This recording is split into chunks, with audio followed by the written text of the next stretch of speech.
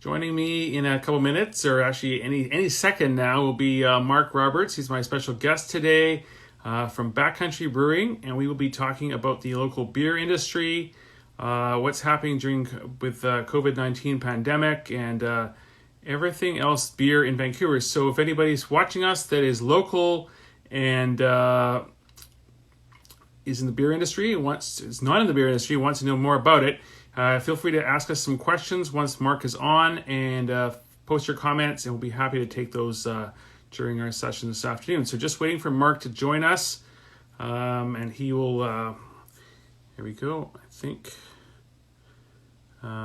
Just waiting for Marc needs to join in here. So once he's requested join, we will talk to him and talk about beer. So there's a lot going on in the beer industry, as everybody knows, as is the restaurant industry, etc. And a lot of things happening in the past couple days, past couple weeks, and we just want to get him on here. Let's just make sure we get country on. Let's see, is Marc on yet? I think he's coming on now. There you go. I've got you. Hi, Marc. Hey, how's it going? Good. How's it going for you? Yeah, good, thanks. Sorry, it's my first Instagram Live. Hey, well, welcome. You've made it. Yeah, barely. Good to see you. So we're going to talk about beer today and a bunch of different things. So just getting kind of right into it, we've got a lot of people joining us right now. If people have questions, they'll post them down for us below, and you and I can see them and comments. So with COVID and everything got kind of screwed up everywhere for everybody. How has the local beer industry been affected by COVID-19 in your view? Well, I think there's a bunch of different styles of breweries right now. We have a pretty good mix between tasting room, outside sales being split between on-premise or licensee restaurants and bars and retail. So for us specifically, we lost our tasting room like that. We closed March 16th. We had to lay off about 28 staff. 40% of our revenue we lost, and our profit margins. For those who don't know, distributing beer isn't the most profitable. But for the whole beer scene, I mean, people got really, I don't know what my language level is on this, got pretty screwed, to be honest with you. Just because within like overnight, a lot of breweries lost bar business, and that could be anywhere range between 30 to 60% of their business. On top of that, tasting room business. So I know we have a 50-seat tasting room. You look at places like Field House or House of Funk that have a big presence in their tasting room. Overnight, they lost that, and to be honest, that's where you make your best margins. So it caught a lot of breweries scrambling and really trying to like pivot and figure out new ways to get beer to market and really just to stay alive. So you guys supply a lot of restaurants around the province with beer. So not speaking about, we'll come back to your tasting room in a minute, but to talk about them, how has it impacted your beer to these restaurants over the past, say, month and a half? So within literally a blink of an eye, shut down. So we shut down March 16th, our tasting room. We shipped a couple kegs out that week, but since then, so March 23rd, we haven't sent any draft out of our building. Okay. Maybe a couple people that come in to buy some kegs, if they're for their COVID hangout, but honestly, overnight in all places. Not to mention, I've been in the business for 15 years, so I have a lot of friends that are scrambling. I mean, there's the business side, but then it's just hospitality and the friendship and the humane side is shit. I can't imagine what my buddies are going through right now. They had to lay off, closing their dreams for months, and that's. Yeah, I look at it as two different ways. It's tough business-wise and emotionally. So now restaurants are opening. I mean, a lot of restaurants in Vancouver are opening today, reopening for inside dining and patio, and there'll be more with the patios. Once the patios get licensed properly through City of Vancouver in the next couple of weeks, there'll be a lot more coming on. Will you be able to ship your beer to these restaurants starting now, basically? And yes, so but very limited. So what we didn't keep any beer from March. So what we did is we dumped it. So to make sure when we were good to go live that the beer would be the freshest that goes to market, which is true. However, this puts us in a bit of a pickle where we don't have a lot of draft. So Like we have a couple of our Trailbreaker Pale Ale cakes going out this week, some Widowmaker next week, IPA. But then after that, middle of June is when we're actually ramping up production because our IPAs and Pale Ales take 3 weeks, and increase that size for kegs. We only have so much tank space. We have to kind of reposition our brewery plans. So but that just can't happen overnight. So as soon as we heard that it might be going, like restaurants might be going live last week, like we're scrambling, but we would never sacrifice quality, especially for our customers and our end customers as well, because that's just, I think it's a poor business model. And we've been very open and honest. And to be honest with you, restaurants have been very, very accepting with like where we are because they want the freshest beer for their customers as well. So, of course. Yeah. So I remember back this is like a couple weeks or sort of right after the pandemic shut down all these restaurants and everything. And I saw your post and you freaked out. You had to lay off like most of your staff, and you said it was the saddest day you've ever had. So, but you came back fairly quickly. You weren't close for that long. So how were you able to like hire back everybody, or were you just kind of a skeleton crew to kind of keep you going? No, so we still haven't hired that many people back. We have now with the pizza challenge. Right. We have to get some kitchen staff back, but we only have 4 people in the front of a house right now that we've kept. So we have myself, Ben and John, my partners. Ben does our social media, and John our brewer. Like we're working the tasting room, helping out with deliveries. One of our other partners is driving up to Vancouver to help out, just to make sure we can A, make ends meet, and B, have staff. It was definitely tough. Honestly, that was the toughest day. I mean, especially in my working career and just personally. Like I've been working with like their friends, like we really try and create a family atmosphere, and the staff was awesome. I mean, like they were top notch. I mean, they understood. I mean, it's out of our hands. I feel we try to treat our staff like really well. Like we've given them like separate new perks. Like we gave them $150 each just to try and like help them out with the gift cards. But yeah, it was super shitty, man. Yeah. For the beer industry in general in British Columbia, when is the busiest season for them? Is it summertime or is it wintertime? It's now. So okay. Like the best sales rep is the sun. Like so from June to August is primarily, it probably goes August, July, June, or July, August, June is the biggest months. December is good. We're a little bit different up in Squamish because a lot of people go skiing. So our slowest times are pretty much February and November. Probably our 2 slowest months of the year. So, but typically overall, like summer.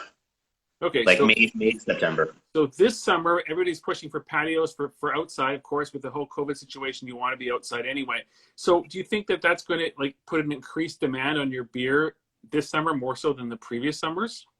I don't think so much on the draft side, only because, you look at places that have massive patios, let's say Tap and Barrel, that have 150 seats or 200, like they can only have so many. So even though they were crushing volume like last year, like with the Widowmaker, I can't see being it's like the same. So I'm kind of like speculative guessing like half. But at the same time, it's tough because, I mean, a lot of restaurants are going to be running with limited draft lines. Right. So they're not going to have the same amount as, instead of having like 20 taps, we only have 10 taps. So that could increase up a little bit. It's tough to say, but the retail side with our packaged cans have gone up. And I think people are really itching to get out, be socially responsible and distance when you do. Yeah. But like people want to go to the park, like go camping. Like I'm going camping this weekend with some buddies and we have it all drawn up. We know where we're going, but I'm drinking beer. So cans are good. How often do you guys release new beers?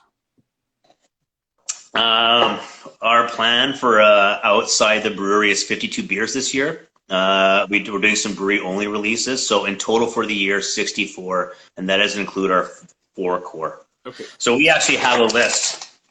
Okay, there we go. So just to make it easier for accountants and for us to keep track of what we're doing, because there's a lot. I mean, that's great because the brewers, I mean, they make, in my opinion, fantastic beer, and it's we want them to have the creativity, and the market kind of asks for it, and we drink a lot of beer, and we like to mix it up. So has the pandemic affected you as far as number of beers you're releasing this year, or is that something that you're able to catch up on anyway? So actually, it hasn't really hurt us, to be honest. So last year, like November, December, we planned for the year. Like, hey, this is how many beers we're coming out with. John or Lieber or Callum came up with a full calendar, so we know what beers we're coming out with until the end of the year.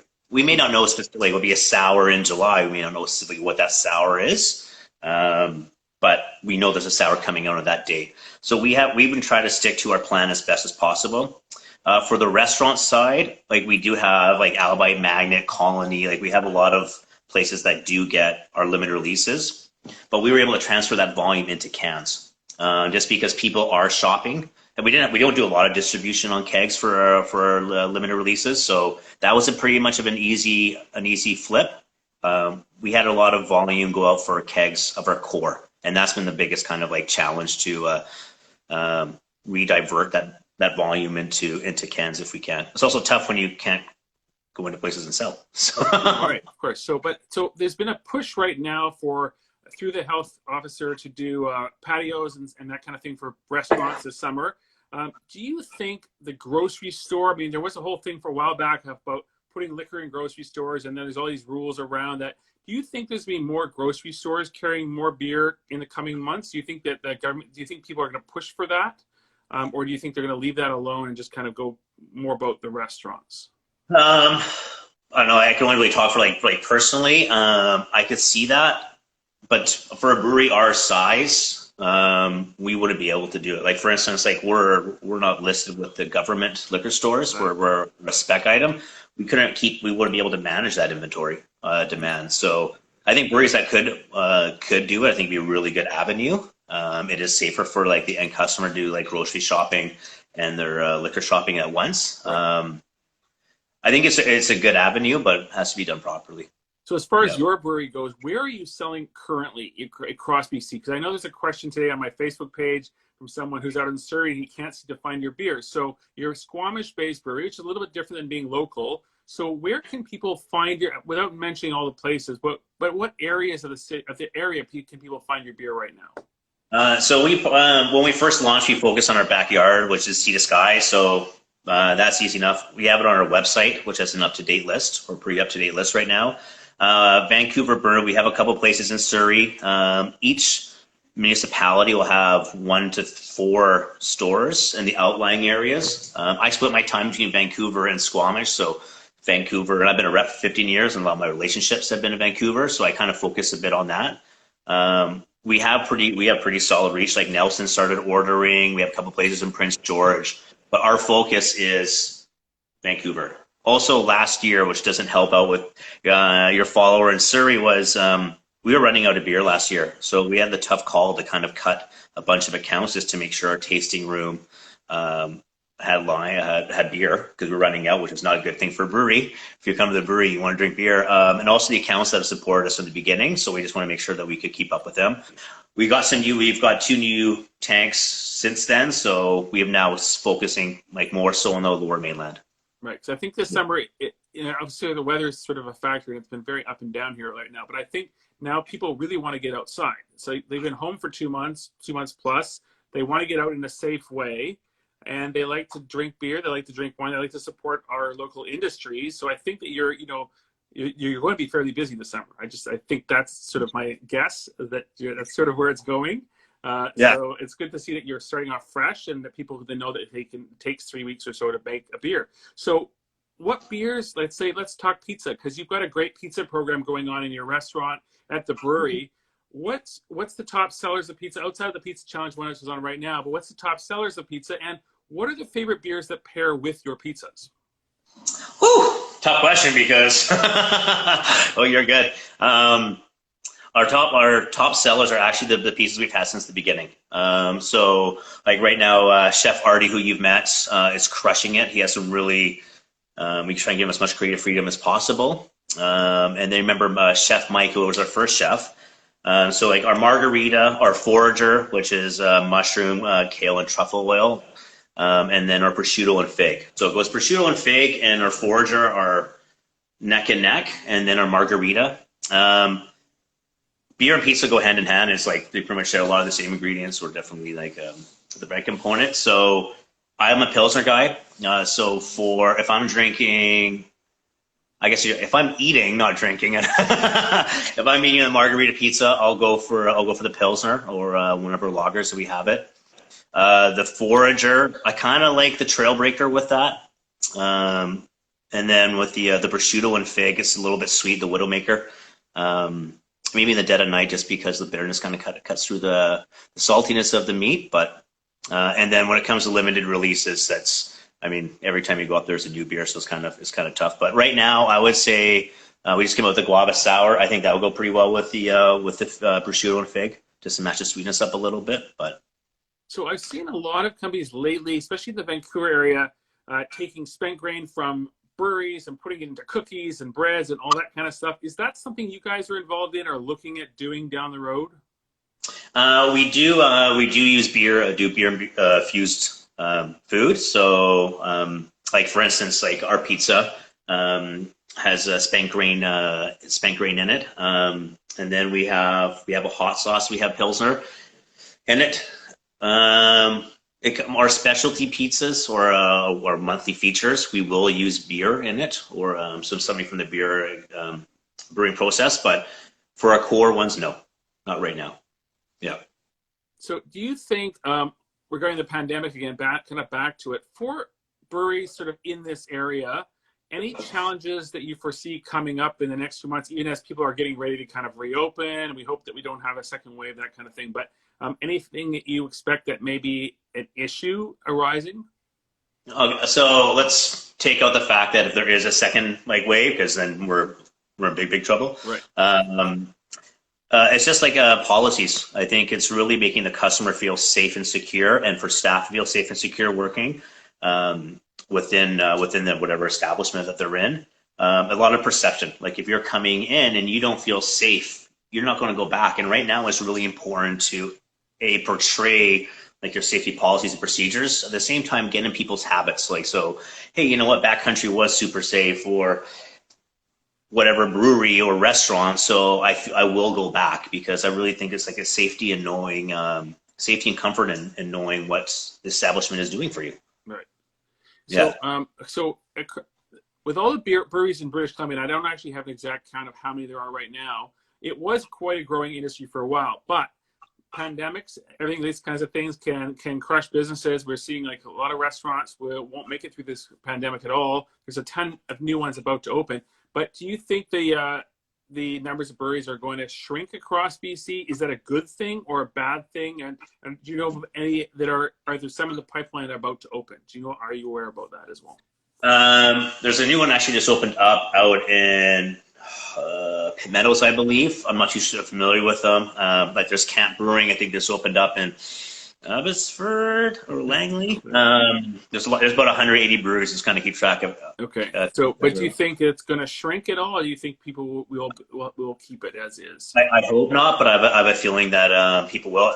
A big thing is if there were breweries that focus on the tasting room, didn't have a canning line. So the tasting room is the best place to sell beer because your margins are the best. It's super expensive to run a brewery, so you need that. So the model before COVID was tasting room awesome, and then distribution after that. So places that weren't in package and then now have to try and get their product to a market that may not know, I think it's going to be a really big challenge for a lot of breweries.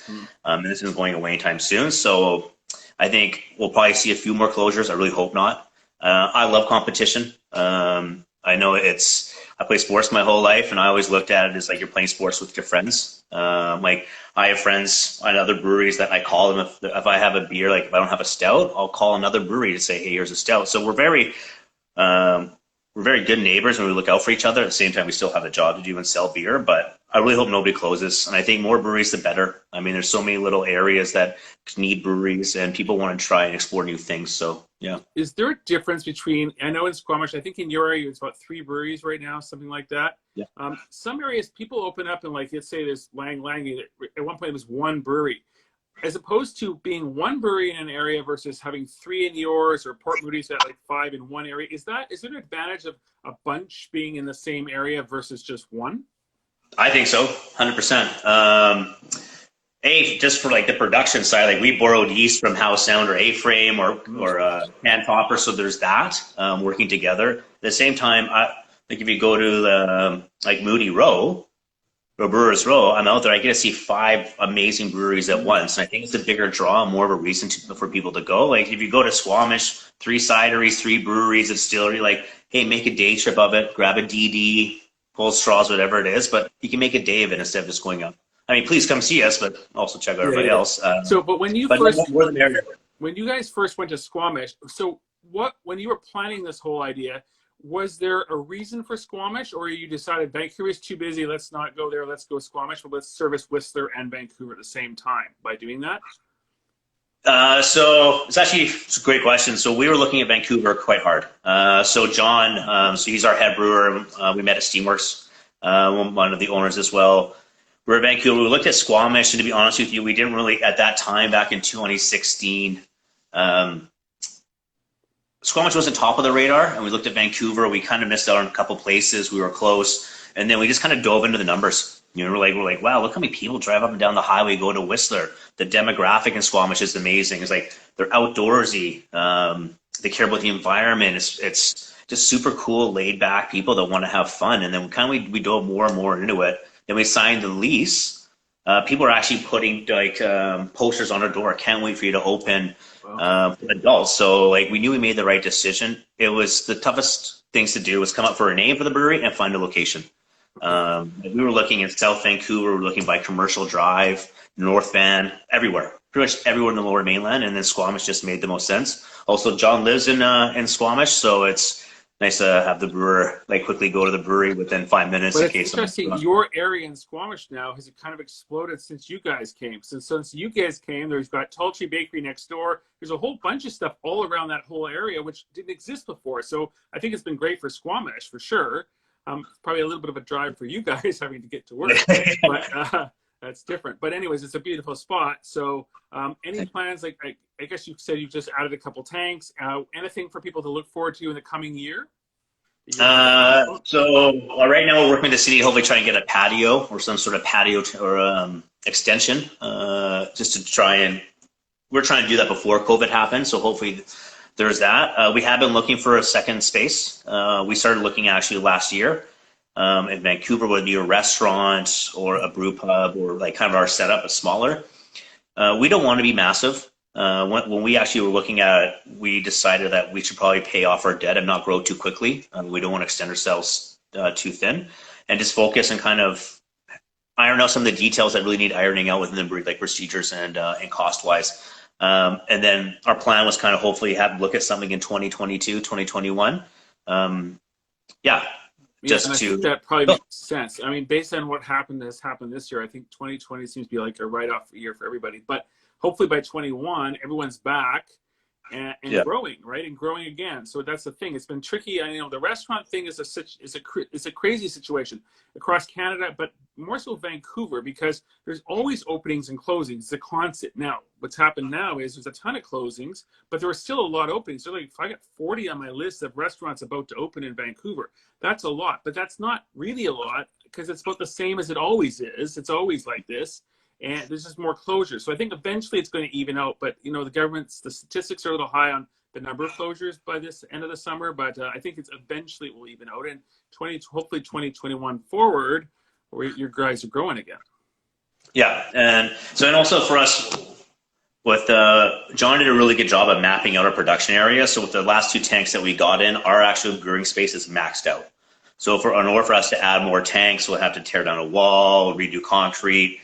It's a massive expense, right? A few extra tanks. So we also just want to have fun with it. So that's kind of why we've restricted like the growth on our side. Well, we're not going to go to that like that extra level. Also focus on quality. Also, it's a lot of work opening up a brewery. So having a little break for that. Saying that, I was talking to John and Ben about it a while ago. Like you miss the build, like you miss the stress and the long days and the late nights and the creation that you're building come to life. Like that's exciting. We just want to make sure that when we do it, which could be in a few years, is right, and that we also have money because, like I said, it's not cheap.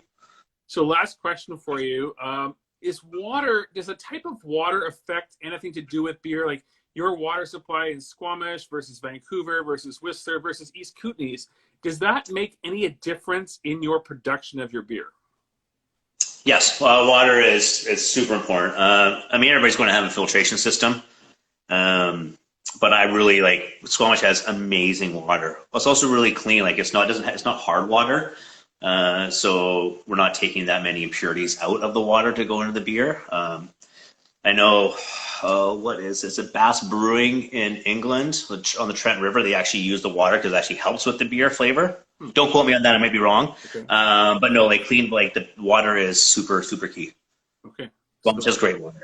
Great. So thank you so much for talking to me this afternoon. Oh, I can talk forever, Rich. I've known you for like 15 years. It's good. I know. We've been trying to get together for dinner forever, and this is like very difficult now because now we're like all sort of apart by wearing masks. It's difficult. Yeah. Anyway, hopefully things will change soon, and we'll talk more about pizza and all that kind of stuff to come. So thanks again, and thank you for everyone for joining us this afternoon. Yeah, thanks for having me, Richard. Great seeing you. I'll hopefully see you soon. You're welcome. Okay, see you, buddy. See you guys. Bye.